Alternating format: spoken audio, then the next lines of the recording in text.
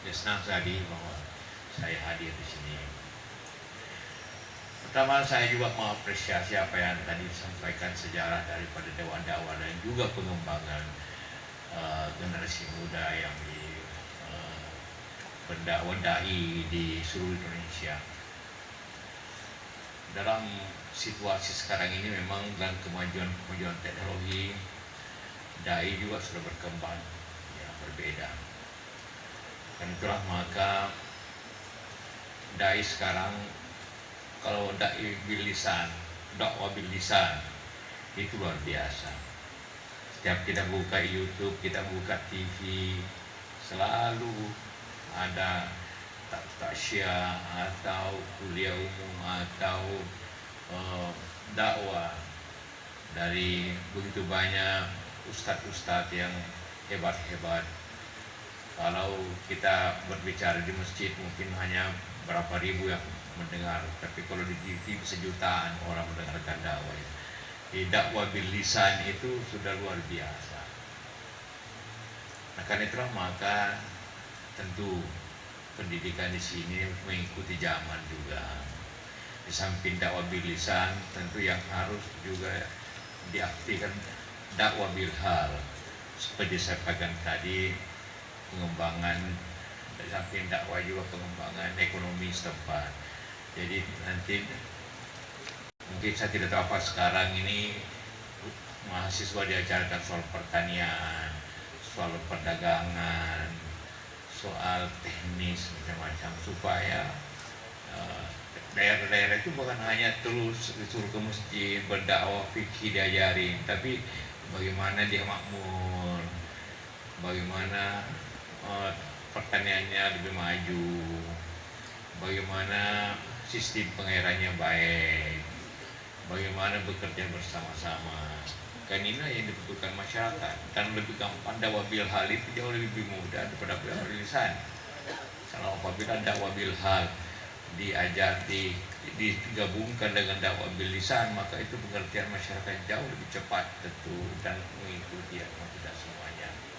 Dan itulah saya yakin dikombinasikan sama dengan di masjid. Di masjid itu bukan hanya dakwah bil lisan, mesti juga muamalah diajarkan lebih banyak juga, dari 60-40%, supaya orang kan selalu saya gambarkan bahwa kita umat Islam luar biasa.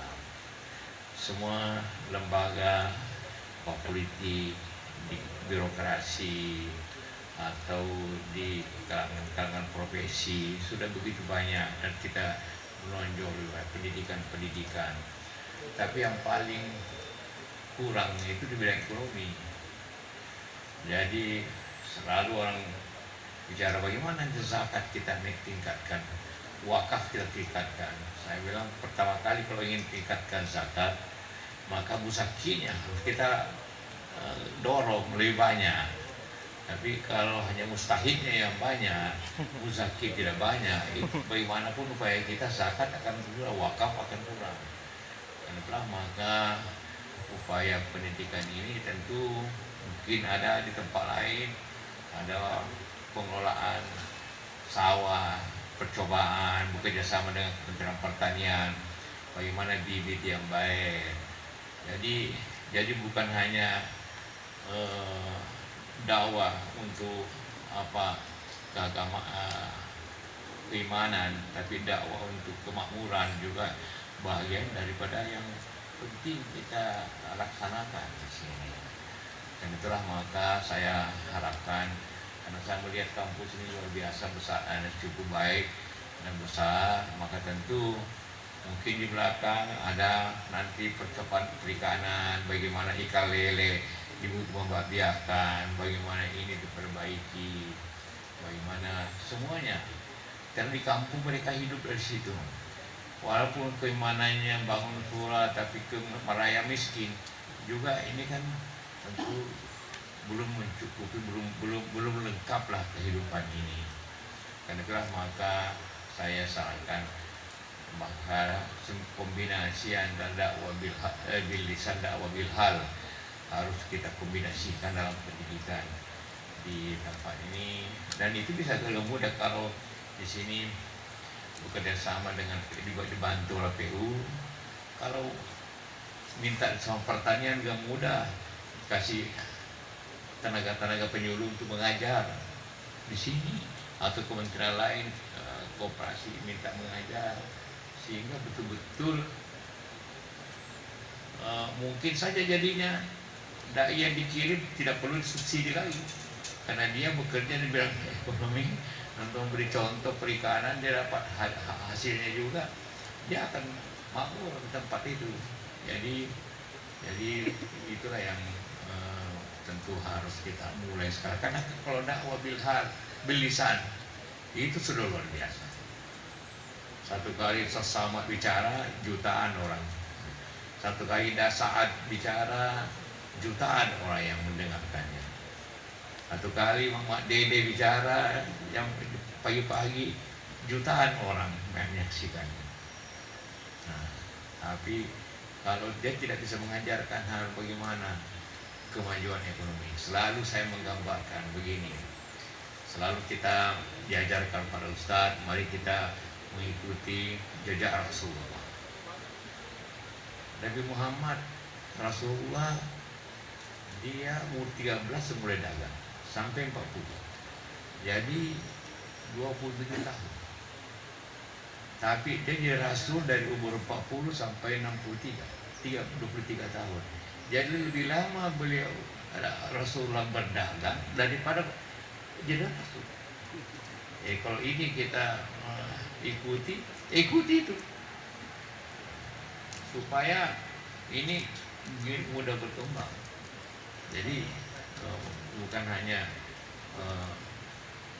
keimanan dalam artian pemahaman agama yang diberikan, bagaimana kemakmuran hidup ini, karena bahagia daripada keimanan juga ya. Jadi bagaimana merubah dari mustahid ke musakid, itu yang harus menjadi juga tujuan merubahnya. Ya kalau mustahid saja terus menerus, ya maka menurut saya kita belum berhasil. Bagaimana merubah dari mustahid ke musakid. Nah, karena itu kalau itu maka itu kita akan mengembangkan sistem keseluruhan umat ini, jadi keterampilan. Nah, ini sangat bisa mudah bekerja sama. Kita bisa bantu untuk meminta pertanian, untuk bikin percobaan perikanan. Mungkin ada lahan di mana bagaimana bibit-bibit ikan itu, sehingga ustadznya dai-nya ke daerah bukan hanya membawa buku-buku dakwah, tapi membawa contoh-contoh bibit yang baik. Itu yang akan paling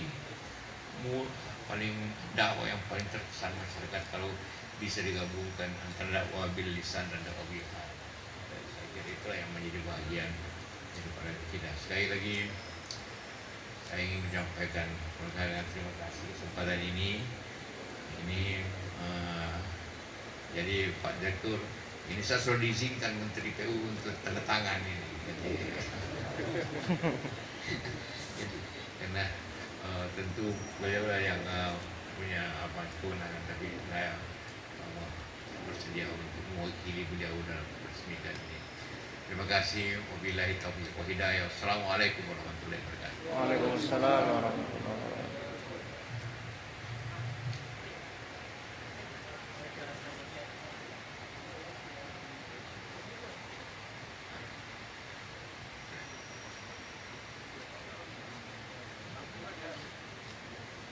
Iya,